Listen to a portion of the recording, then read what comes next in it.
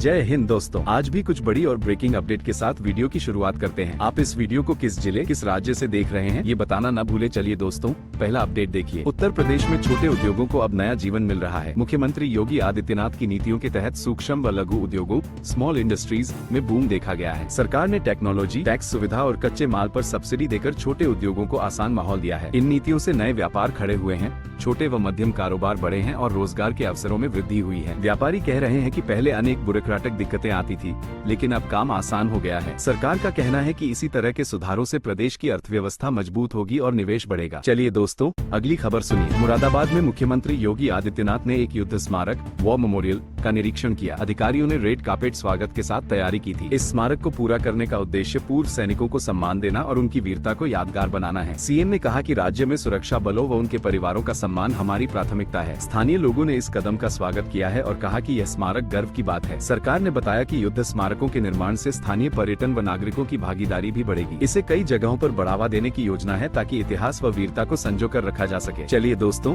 अगली खबर देखिए। यूपी सरकार की एक्साइज नीति एक्साइज पॉलिसी में हालिया बदलावों के कारण निवेशकों ने राज्य में बड़ी दिलचस्पी दिखाई है। नए निवेश और रोजगार के अवसर बन रहे हैं। शराब, बियर और अन्य उत्पादों के उत्पादन व वितरण पर नियमों को सरल बनाया गया है ताकि उद्योग लगाए जाने में आसानी हो। इस नीति से न सिर्फ सरकारी राजस्व बढ़ने की उम्मीद है, बल्कि गांवों और कस्बों में रोजगार के नए रास्ते खुले हैं। नए लाइसेंस, उत्पादन इकाइयां, गोदाम व वितरण नेटवर्क बनाने की तैयारियां शुरू हो चुकी हैं। सरकार का कहना है कि ये उद्योग पारदर्शी और नियंत्रित होंगे, जिससे अवैध शराब निर्माण व बिक्री पर रोक लगेगी। आने वाले समय में नीति का असर दिखने लगेगा। निवेश व रोजगार दोनों बढ़ने के संकेत हैं। चलिए दोस्तों, अगली खबर सुनिए। मुख्यमंत्री योगी आदित्यनाथ के निर्देश के बाद अवैध प्रवासी और संदिग्ध व्यक्तियों के खिलाफ कार्रवाई तेज की जा रही है। लखनऊ में अब ATS सक्रिय हो चुकी है। पुलिस और खुफिया एजेंसियों ने कई संदिग्ध लोगों की तलाशी शुरू कर दी है और पहचान व दस्तावेजों की जाँच लगातार जारी है। सरकार का कहना है कि अवैध प्रवास और फर्जी दस्तावेजों पर कोई समझौता नहीं किया जाएगा। कुछ इलाकों में पूर्व में मिले नोटिसों की पुष्टि के बाद कार्रवाई की गई है, जिससे प्रशासन का संदेश साफ गया है। नागरिकों से भी अपील की गई है कि वे संदिग्ध गतिविधियों की सूचना दें ताकि समाज सुरक्षित और शांतिपूर्ण बने। ये कदम सुरक्षा और कानून व्यवस्था को मजबूत करने की दिशा में है। चलिए दोस्तों,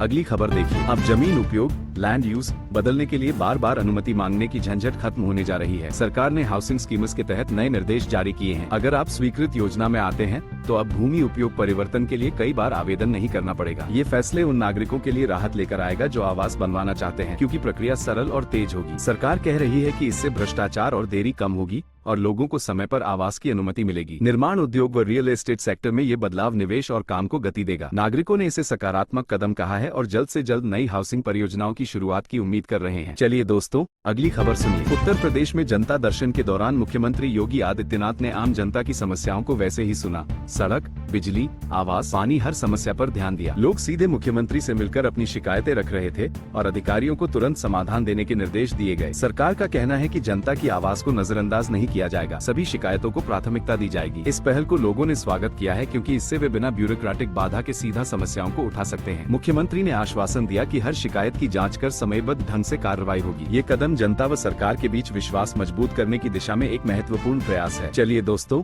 अगला अपडेट देखिए। उत्तर प्रदेश सरकार अब हर शहर में ग्रीन अर्बन डेवलपमेंट और वाटर मैनेजमेंट की नई योजनाएं लाने जा रही है। नदियों, तालाबों और जल स्रोतों की सफाई, पानी बचाने के उपाय और हरित बेल्ट्स हरियाली बनाने का काम बड़े पैमाने पर होगा। सरकार का कहना है कि इससे शहरों में जल संग्रहण बेहतर होगा, भूजल स्तर सुधरेगा और पर्यावरण स्वच्छ रहेगा। इस पहल से भविष्य में बाढ़ और पानी की किल्लत जैसी समस्याओं में कमी आने की उम्मीद है। स्थानीय प्रशासन और वाटर बोर्ड को निर्देश दिए गए हैं कि यह काम पुख्ता तरीके से किया जाए। चलिए दोस्तों, अगली खबर सुनिए। फिरोजाबाद जिले में अब करीब 4,44,000 राशन कार्ड धारकों को 10 दिसंबर से मुफ्त राशन मिलने वाला है। सरकार ने तय किया है कि जिन परिवारों का राशन कार्ड वैध है उन्हें समय पर अनाज प्राप्त होगा, ताकि सर्दी और महंगाई में उन्हें राहत मिले। राशन वितरण प्रणाली को दुरुस्त करने के लिए दुकान मालिकों और विभागीय अधिकारियों को निर्देश भी दिए गए हैं। लोगों ने इसे बड़ी राहत बताया है, क्योंकि आटे, चावल जैसे मूलभूत आवश्यक चीजों की कीमतें तेजी से बढ़ रही हैं। यह फैसला विशेष रूप से आर्थिक रूप से कमजोर परिवारों के लिए बेहद मायने रखता है। चलिए दोस्तों, अगली खबर देखिए। केंद्रीय और रक्षा से जुड़े कर्मचारियों के लिए चिकित्सा सुविधा में सुधार किया गया है। CGHS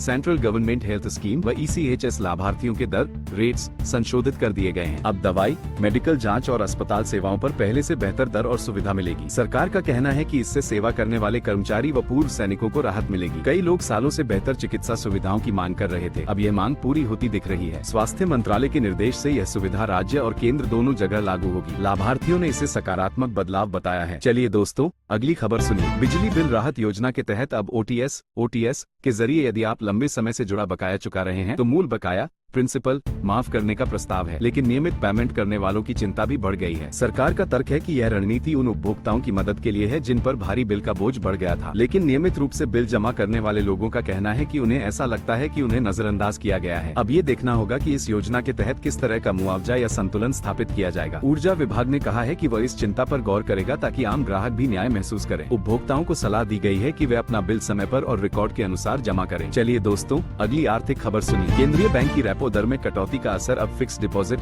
FD पर भी दिखने लगा है। बड़े बैंकों जैसे Punjab national bank, bank of India, Indian bank ने FD दरों में कमी की घोषणा की है। जिन्होंने पहले जमा किया है उन्हें धीरे धीरे नए दरों के अनुसार रिवाइज्ड रिटर्न मिलेगा। नए निवेशक अब सावधानी बरत रहे हैं क्योंकि कम ब्याज दर से बचत पर लाभ कम हो गया है। विशेषज्ञ कह रहे हैं कि यह स्थिति मार्केट व अर्थव्यवस्था दोनों में उतार चढ़ाव ला सकती है। निवेशक सलाह दी जा रही है कि वे निवेश से पहले नई दरें और समय अवधि अच्छी तरह देखें। चलिए दोस्तों, अगली खबर सुनिए। 8 दिसंबर को सोने और चांदी के भावों में फिर हल्की बढ़त देखी गई है। ऑफलाइन और ऑनलाइन बाजार दोनों में रेट बदल रहे हैं। सोने चांदी में निवेश करने वाले लोग अब पुनः हिसाब जोड़ रहे हैं क्योंकि त्योहारों से पहले यह मांग बढ़ जाती है। विशेषज्ञों ने कहा है कि अंतर्राष्ट्रीय बाजार, डॉलर व अन्य बाजारी कारणों से इन भावों में उतार चढ़ाव जारी रहेगा। अगर आप खरीदने का सोच रहे हैं तो भावों पर नजर रखें और सोच समझकर निवेश करें। कई लोग सोने चांदी को बचत व निवेश दोनों के लिए अच्छा मानते हैं। अब दोस्तों, आज की अगली खबर सुनिए। हाथरस में हुए एक जॉब फेयर में लगभग 20 युवाओं को नियुक्ति पत्र दिए गए, मतलब उन्हें रोजगार मिला है। सरकार का कहना है कि भविष्य में ऐसे रोजगार मेलों का आयोजन और बढ़ाया जाएगा ताकि युवाओं को मौके मिले। यह नियुक्तियां मुख्य रूप से मिड स्किल व नॉन स्किल श्रेणी की रही,